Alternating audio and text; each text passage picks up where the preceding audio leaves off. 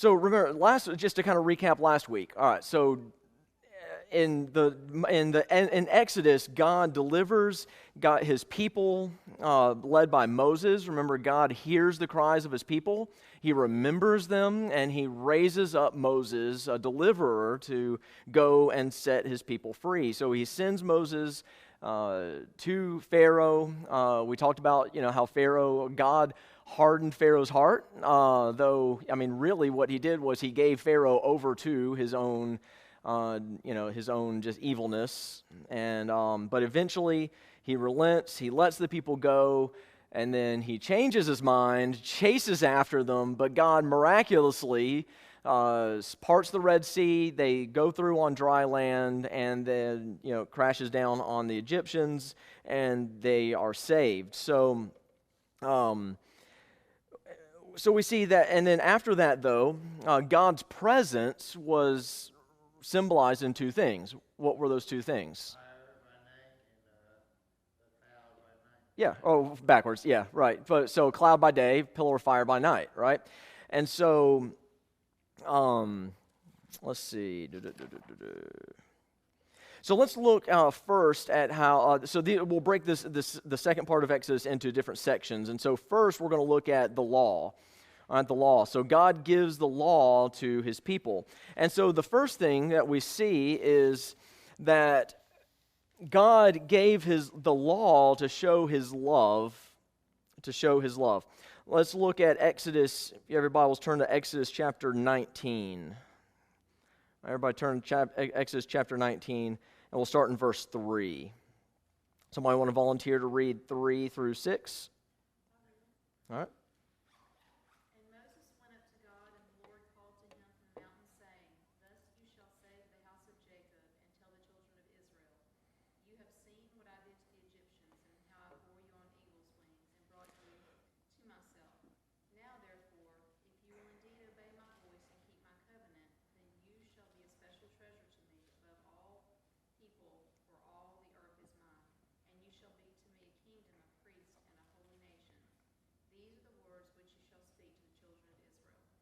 Okay, and then we'll skip on to chapter 20, verses 1 through 2. I'll read those because I've got them right here. Then God spoke all these words, I am the Lord your God who brought you out of the land of Egypt, out of the place of slavery.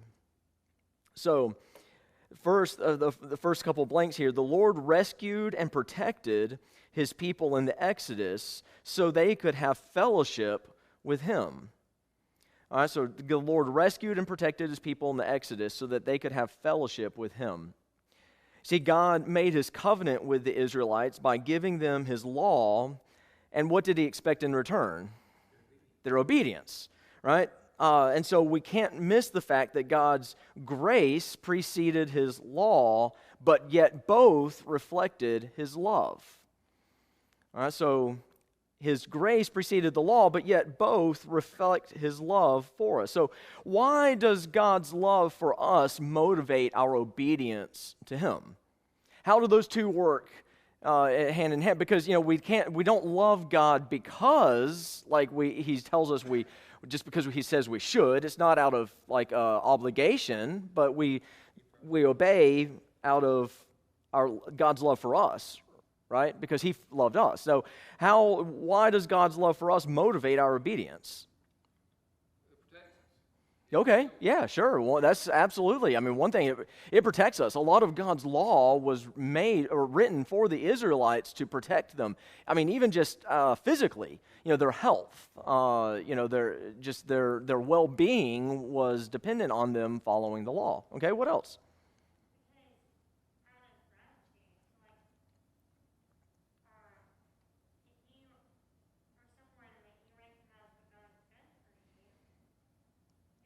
Yeah, right.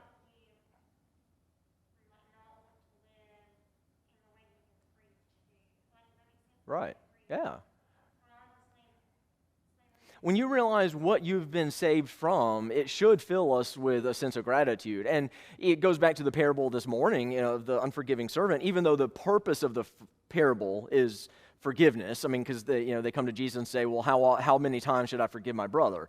And they're generous, and they're like, 7 times? And Jesus is like, no, I say, and it depends on how you interpret it. Some people interpret it differently, 77 times 7 or 7, whatever.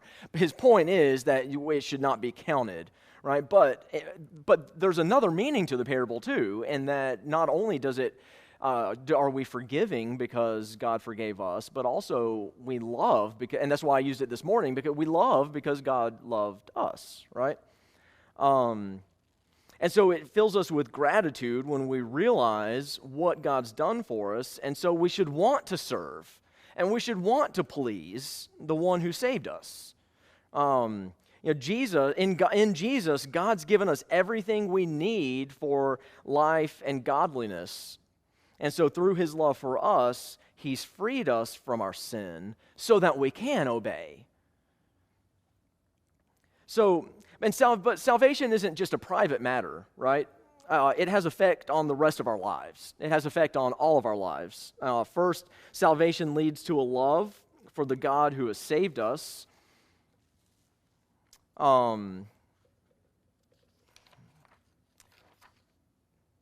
don't know where my other point went with that, but anyway, so it's not just a private matter, and so Moses, he goes back, he delivers the Israelites, he's with them, and he's now returned to his place of commissioning.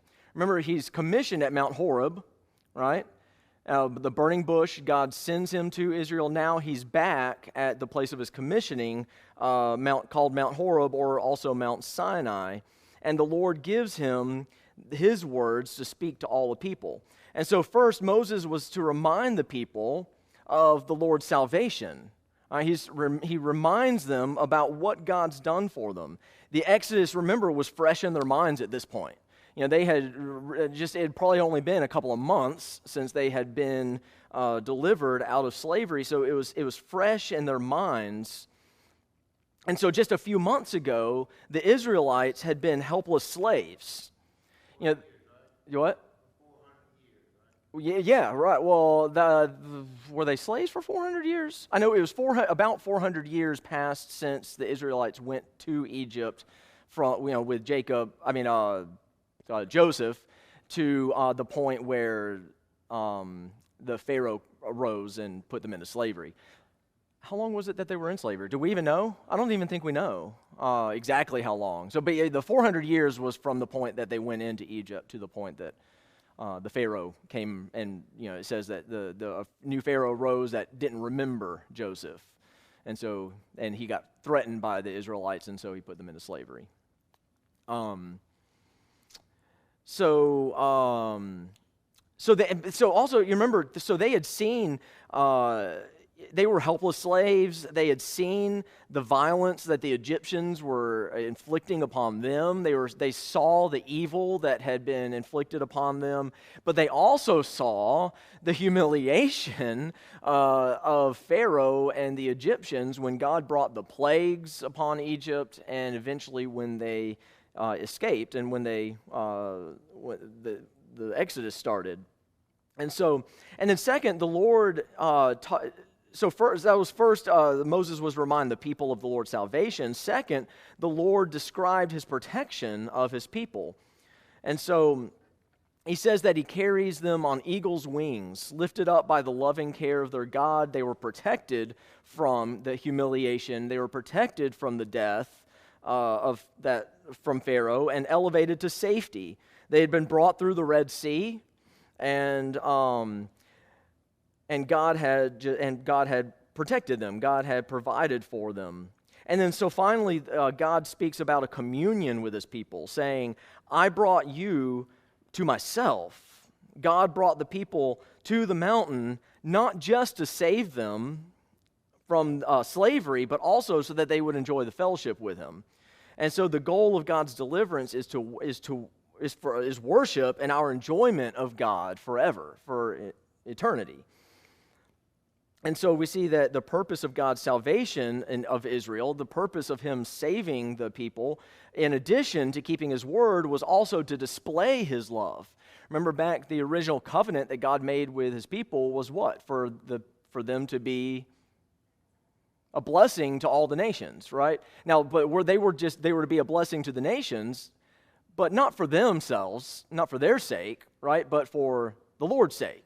So that the Lord would display his name, make his name great among all the nations. Speaking of 1 John, don't 1 John say that you be known that we were his people for our love for other people.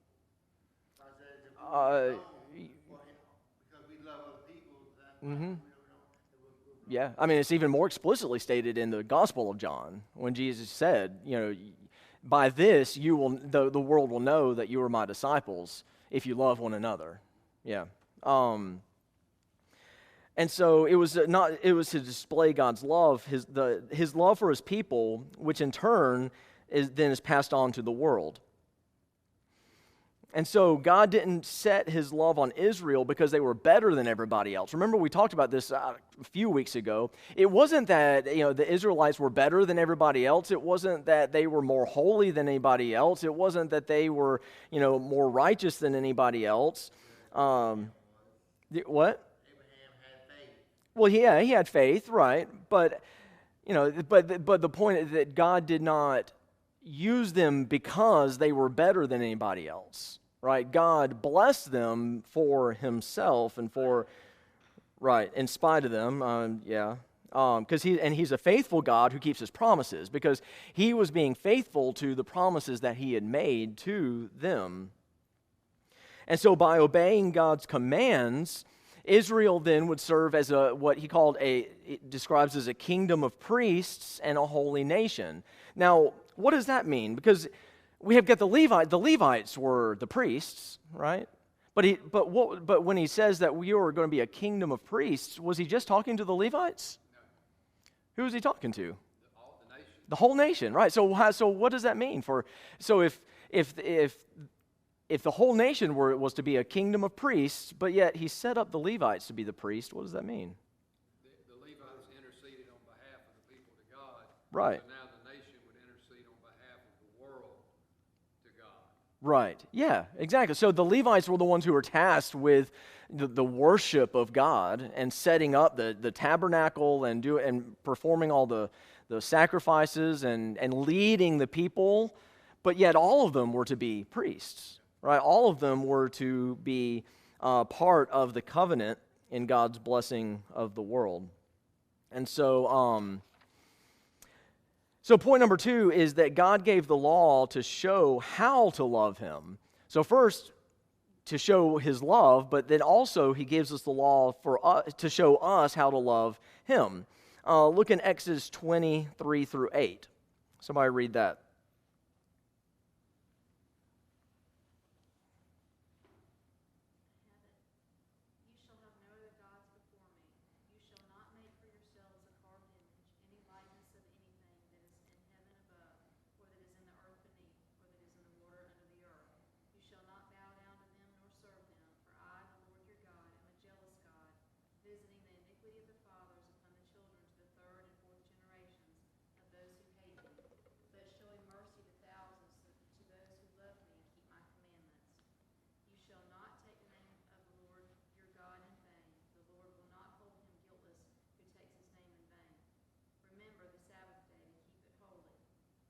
Okay, thank you.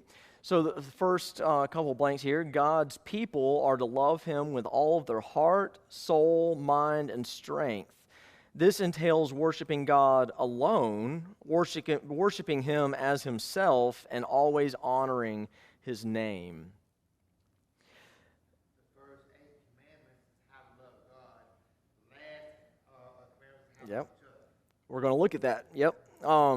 So first question, what are some of the ways that we might be guilty of making and worshiping idols? We do that all. I think it was it Spurgeon who first said it? I can't remember who first said it. Said that our hearts are idol factories. We're constantly creating new idols. Now, what does that mean, though? Does that mean that an idol of wood or stone? Anything that replaces God. Yeah. Michelle just said fear, for example. Oh, We fear what we worship. yeah. We worship what we fear. Mm. So if you're afraid of losing your money, or if you're afraid Yeah. of losing your life, or if you're afraid of losing your family, whatever it is that you fear is what you worship. So those are the things that take Yeah. precedence in Yeah, yeah. I've often said too, like, an idol, you can recognize an idol by if there's anything in your life that if it were to be taken away would cause life to be unbearable.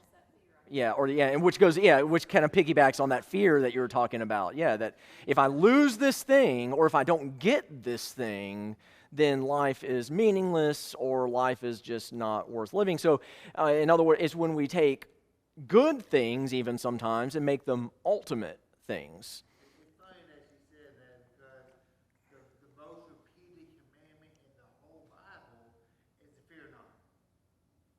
Don't fear nothing but God. So if we fear something else, we make that what we fear. Mm. The Bible tells you more than Fear God, right? Rather than fear whatever. I mean, fear, Fear the Lord is the beginning of wisdom. yeah, right. Exactly. But then also, so those are so we've talked about some examples of idols. But what's the root danger in worshiping idols or making things out to be idols? Just think just a little deeper here. Is it exchanging God? Yeah, I mean, yeah, you kind of get into the Romans, is it 1 or 2? 1, yeah, where it says that they worshiped and served the created rather than the creator, right? And so, yeah, I mean, that's kind of where I'm going with that, is that we can sometimes recast our understanding of God. When we think that God when we elevate idols above God and we think that, we have to have these things or we cannot have these things in our lives, and sometimes we kind of recast God as one who agrees and affirms with us in our sin. And so, I use this example sometimes, and it sounds silly, but I've actually really heard it. That somebody will say, well, God is okay with me getting a divorce. God wants me to get this divorce because, whatever, I'm not happy in this marriage. God wants me to be happy, and so therefore it's okay. Well, that's not what God's word teaches, right? So when we put our idols, when we elevate our idols too much, then we kind of recast God as one who's just like, okay, well, I just want you to be happy. And so therefore I'm okay with whatever you do because, as long as you're not hurting anybody. Have you ever heard that? As long as you're not hurting anybody, then it must be okay, right? Well, but we know that that's not true. I used to go to meetings, recovery meetings, and some meetings was that God is your own understanding. If he ain't Yeah. the God of Mm-hmm. God, you won't do it. So the second point is our love for God is also shown through following His Sabbath. For example, resting in Him and trusting Him to provide for our needs and our salvation. So, what are some of the reasons that we might struggle to rest? Because God tells us to rest. God tells us that now, and the Sabbath might not be the same as it was before. We might not look at it as strictly. But sorry, what were you going to say? I interjected, but. I'm glad you did, but it's so hard for man to not do it for himself. Yeah. For salvation to rest upon the cross, nearly impossible. Nearly impossible. That's why Yeah. the way is narrow, because you have to take self out of the picture, self-effort. Yeah. One of our favorite sayings here in this country is, raise yourself up by your bootstraps. Yeah. And we think that's what we're supposed to do. So resting is very hard for us to do. We've even Christianized it in a way that's unbiblical, because there are people who will tell you that this is in the Bible. God helps those who help themselves. Right. Which goes exactly along with what you were saying, but yet they're taking that concept and trying to, baptize it in a way that that is not even in the Bible. God helps those who help themselves. Well, that's not true, right? So, what else? Why do we have trouble resting in honor of God? I mean, look. Because he asked us to, he told us to. For us to be obedient. Well, For God, we have to respect the Sabbath day and rest on it. I mean, so right, but we struggle with that, and that's because I think it goes back with what Jim was talking about, but also too, I mean, and to kind of go along with what he said, I think we've equated busyness with godliness. That God is not honored unless we are just busy, busy, busy all the time. And so then when we feel like when we are resting, then we're not honoring God. But yet God tells us to rest. But the Sabbath is, remember, I mean, Jesus said that Sabbath was created for the man. Man was not created for Sabbath. In other words, now the Jews took that to the extreme, and they, like they often did, they would take a rule or law, and they would make laws and rules all around it to protect them from disobeying that law. So they took the idea of the Sabbath rest, to the extreme, where true story. We lived in New York City, in Brooklyn, and the neighborhood that we planted the church in was predominantly Hispanic and Chinese, which is just an interesting combination. But the very next neighborhood over, and we actually had a couple of church members who lived in this neighborhood, it was called Borough Park. Borough Park is home to the largest Hasidic population of Hasidic Jews outside of Israel, or outside of Jerusalem at least.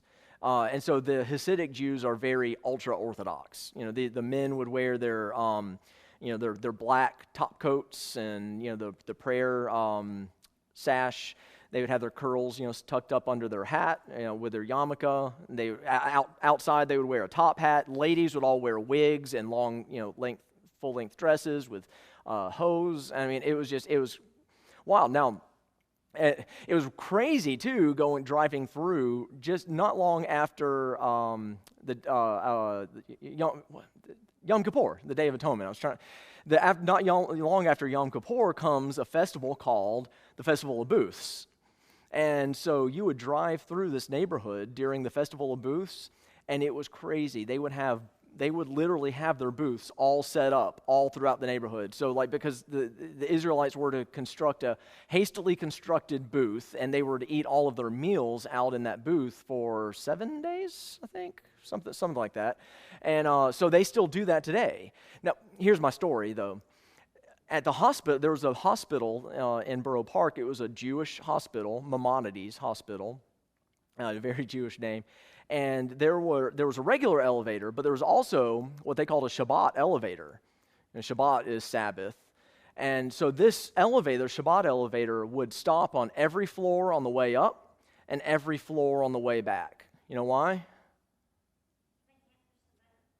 Pushing a button on an elevator is too much work. It would be breaking the Sabbath for them to push the button on the elevator.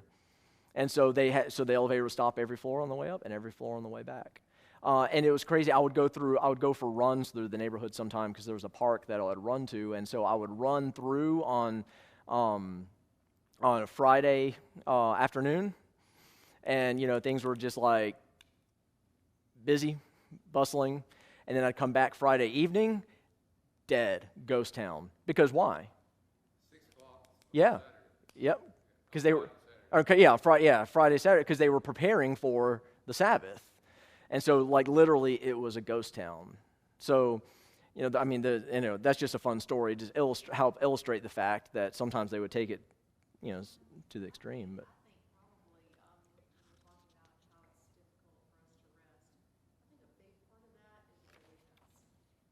Mm.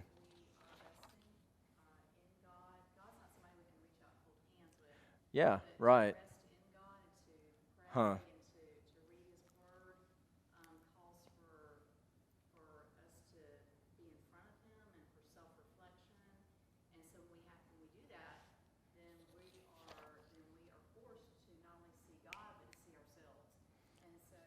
Yeah, right. Sometimes that busyness is a big part of avoidance with other people, from other people, and avoiding God. And so, but we find that that's a really good excuse. Yeah, right. I'm just so busy. I'm just so busy, right. Rest requires thought Yeah. and Intentionality and trust. That we don't have to work all the time in order for certain things to happen. We just have to trust that God's going to take care of them. Now, the Israelites did that well. They did trust God that, even on a full day of no work, that God would still provide. So here we see in the first commandment says that people are to have no other gods before the Lord. So remember, where had they come from? They had come from Egypt. So what do we know about Egypt? They had many gods, right? And so, yeah, right. So coming out of Egypt and where were they going into?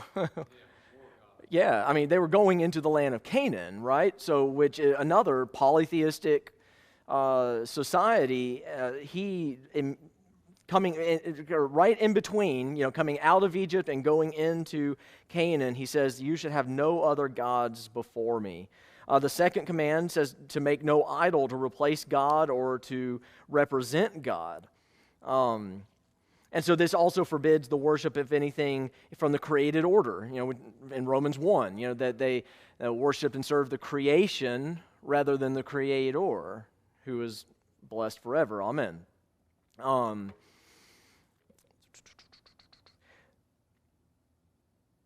So the reason for this command was not just to forbid false worship, but also to protect Israel from becoming like the false gods. That's why. So when they're going into Canaan, God tells them not to marry. Tells them intermarry. He tells them not to take on the other gods because he knows that it's going to be tempting for them to go in and start to synchronize their religion with theirs, with the religion of the land. And he said, and that would have devastating consequences. So it also protects them from becoming like the false gods. We've already talked a lot about idols, because idols don't always have mouths; they can't speak. And they can't always hear or have eyes. They can't walk. But idols are worthless and helpless, and it makes us remake God into an image of our own liking. And so God expresses jealous love for His people to worship Him alone. Let's go on to the third command. The third command requires the proper use of the Lord's name. It says that you should not take the Lord's name in vain. Now, most people would understand this to mean that we shouldn't speak about the way or the name of the Lord. We shouldn't speak the name of the Lord or speak about Him in a way that dishonors His name. But it might go a little deeper than that. What else does that mean, to not take the Lord's name in vain? It means something about you're a Christian and being at the bar on Friday night, Saturday night, Sunday night. Yeah, right. Yeah, I mean, so what I have written is that we are not to bear the name of the Lord in vain. We should not claim to say we know Jesus, but yet live a lifestyle that completely contradicts that. That is a way of taking the Lord's name in vain.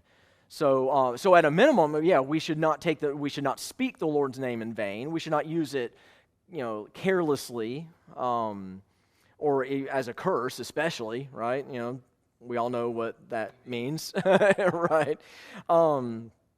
But beyond just speaking this, it's a call to represent the Lord faithfully in all that we do. And so the fourth commandment speaks about devoting the seventh day of the week to the Lord in rest. We've talked a little bit about that. In Exodus, it was rooted in the creation account. Remember, God rested on the seventh day, and so God said that day is to be holy, set apart for me. And so in Deuteronomy, this command is repeated, but with the explanation to remember the Sabbath because of the Lord's redemption in the Exodus. Remember, so the Egyptians pressed the Israelites into work through slavery, but the Lord's redemption and rest was to be the model for all who lived among them. So let's see. Let's move on to point number 3. God gave the law to them to show how to love one another. All right, let's look at Exodus 20, 12 through 17. Somebody want to read that? Honor your father and your mother, that your days may be long upon the land which the Lord your God is giving you. You shall not murder. You shall not commit adultery. You shall not steal. You shall not bear false witness against your neighbor.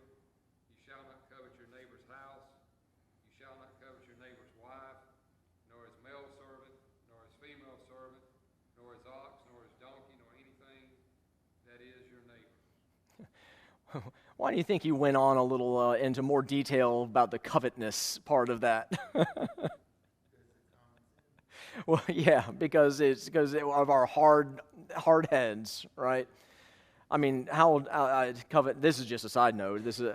But covetousness. It's a hard word to say. is something that's very sneaky, isn't it? We don't even realize how often we covet.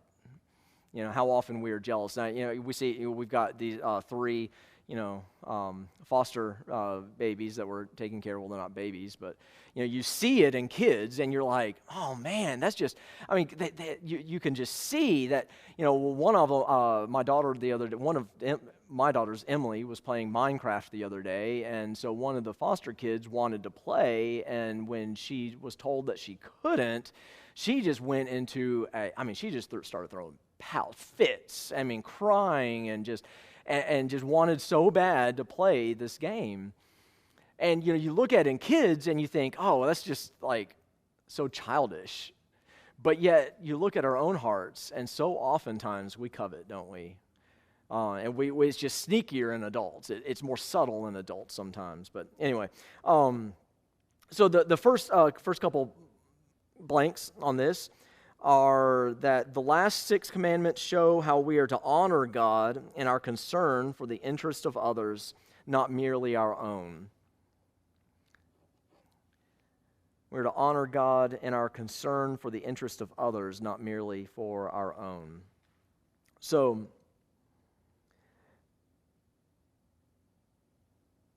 what are some of the ways that obeying the 10 Commandments displays God's character to the world? Well, if everybody obeyed them perfectly, we wouldn't need no police, nothing like that. Yeah, right. Yeah, right. Mm-hmm.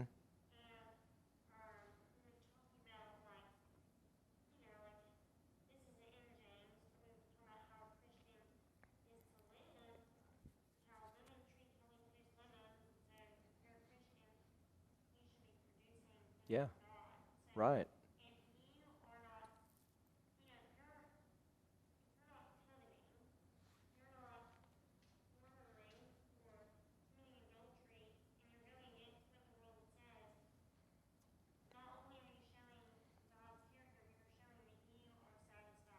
Yeah, right.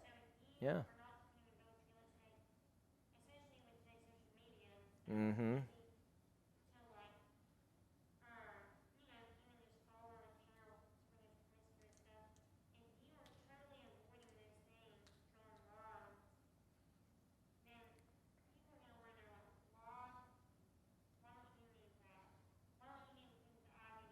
Yeah, right.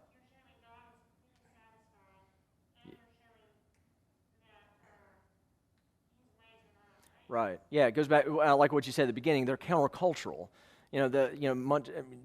Gosh, the Sermon on the Mount is like completely countercultural, right? And so, what is showing that this is what you've heard. This is what you see in the world. This is what I say, though. This is what I've called you to. And so these last 6 commands show how we're to love one another. For example, so like the 5th command requires everybody to honor his or her father and mother. And so this means to show respect for the authority that God's delegated to us in parents. And sad to say, I mean, this is countercultural. I mean, that, the world may have an appreciation for their parents, but they don't have a true, honor for their parents, like, and honoring the respect and the authority, especially when you put it in the context of faith and the way that God has designed the family. And so in the sixth commandment, we'll just move on for time's sake. We're kind of running low on time. Sixth commandment forbids putting somebody to death improperly, forbids murder, for selfish reasons other rather than with authorization. So murder is the act of anger becoming uncontrollable and seeking vengeance. Remember, we talked a lot about this with Cain and Abel. Cain. I always have to make sure I'm getting them right. Cain it became angry in his heart, and he let that anger breed and grow into him doing something that took the life of another person, right? And so it's when uncontrolled anger leads us to seek vengeance. But Jesus warned that that hatred is murdering somebody in your heart. So he takes it to the next level. Yeah. Yep. He takes that, like you've heard it said, "Thou shalt not murder." But I tell you that if you are are angry with your brother, then you've already committed murder in your heart. So yeah, he takes it to the next level. The seventh commandment addresses sexual morality and purity, specifically, how it relates to the faithfulness within the marriage covenant between one man and one woman. Like Mary Jo, I think you alluded to this. I mean, especially in today's society, I mean, promiscuity is not just accepted; it's almost celebrated. And so, this is it's completely countercultural. The eighth commandment is a respect for the belongings of others. Don't take what doesn't belong to you. Don't steal. And but it also goes beyond that. It's also honesty in financial dealings. Being honest in your, the use of weights, when you're trading and bartering, using honest scales, so you're not trying to deceive or manipulate people. The ninth commandment highlights truthful speech, so don't lie, don't tell the truth, especially as it relates to legal testimony. And so it required the Israelites to tell the truth, the whole truth, and nothing but the truth, right? So help them God. The 10th commandment addresses selfish desires and deals with covetousness. I still can't say it. So this one really, I mean, this gets right to the heart, doesn't it? I mean, this just goes straight into, it's almost like sticking a knife right in the chest. Because, even if someone doesn't act wrongly outwardly, the inward desire to want what others has is still sinful. Covetousness, jealousy. But it really, covetousness is more than jealousy, because it's almost jealousy. Like, okay, jealousy is like I feel like I want that, but the covetousness is like I have to have that. Yeah, right. Yeah, I think it takes jealousy to another level. But that can be internal as well, so we can still sin internally. Let's see. Let's go on to the next point, which I think is, on the back page. Did we cover all that? 3B, we had 3 blanks there. 3B? Oh, okay. Let's see. The Lord's glory is wrapped up in His. I think I've already. I'll go back and look at it here in a little bit. We'll just skip that one for now because I've already moved on. As I said, the last one is the tabernacle. God desires to be with His people and declares to the world that He has made a way for sinners to be forgiven and made holy. So the first thing we see is, wait a minute. Okay, so I've been skipping around here, so. Worship of God, centers on His holiness. Okay, so let's look at Exodus 40, 1 through 11. Somebody want to read that?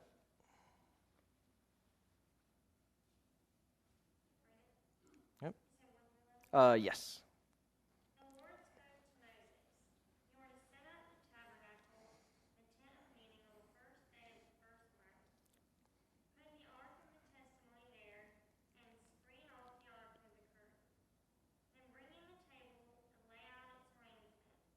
Also bring in the lampstand and set up its lamps. Place the gold altar for incense in front of the ark of the testimony. Put up the screen for the entrance to the tabernacle. Position the altar of burnt offering in front of the entrance to the tabernacle, the tent of meeting. Place the basin between the tent of meeting and the altar and put water in it.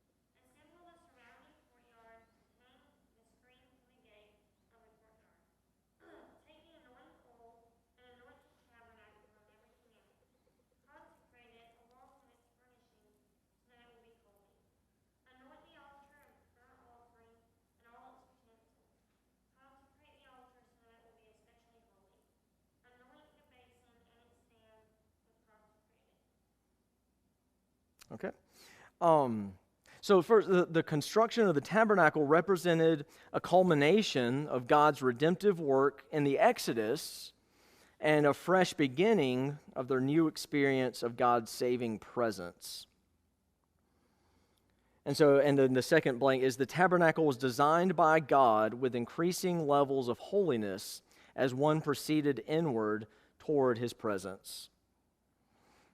So here we see, so remember, now that the book of Exodus began with the people in slavery. They were in bondage in Egypt. They were worked tirelessly. They were, the Pharaoh was evil towards them, and even at one point increased their workload when Moses, went back and he got a little upset with them. So he said they were going to even work even harder.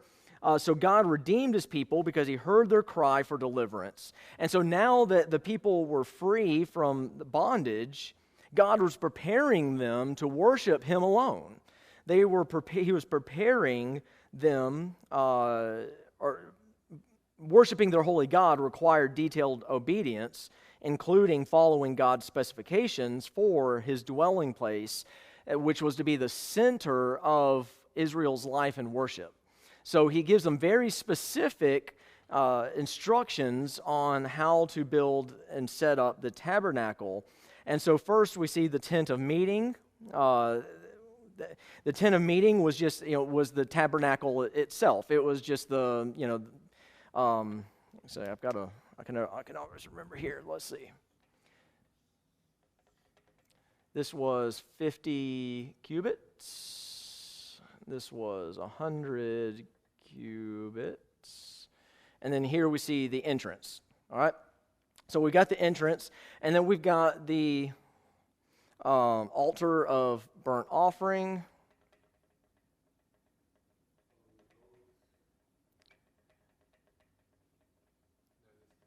Yeah, this is outside. So this is just as you're coming in. Now, so remember that it gets, it increases in holiness. Thank you. That's what I was trying to say. So it increases in holiness as you go in. So then you've got the bronze sea. Okay, so now you've got the holy place. And then you've got, in the holy place, you've got the altar of incense. And I'm just going to write them out because I don't have enough room to draw them. But the table of presence. And you've got the lampstand. All right, now here we've got the Holy of Holies.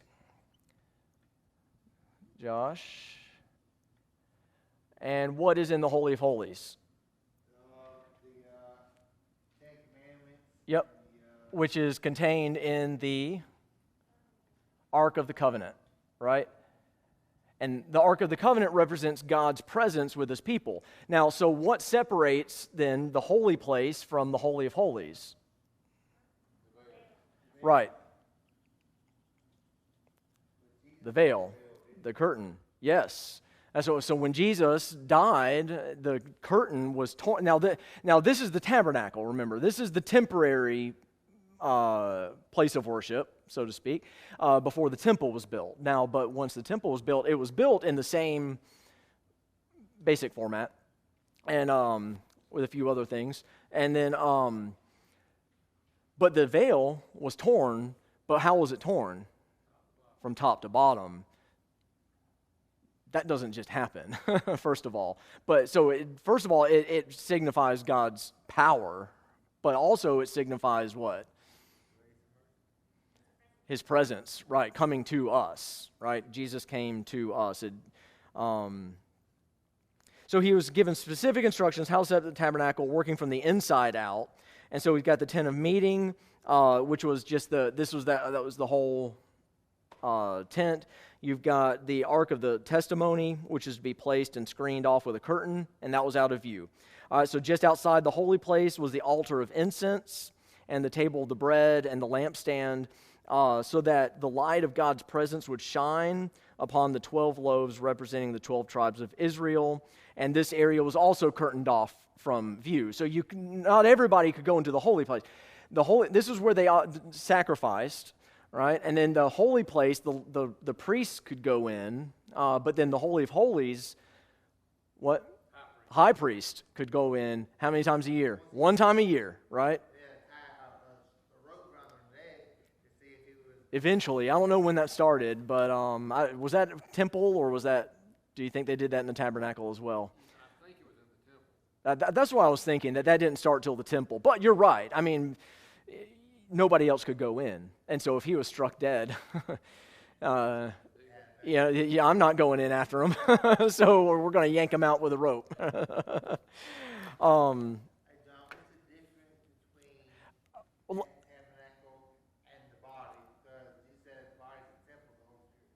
Well, yeah, I mean, let's move on for a second because we're out of time. But I do want to get to the rest of this real quick.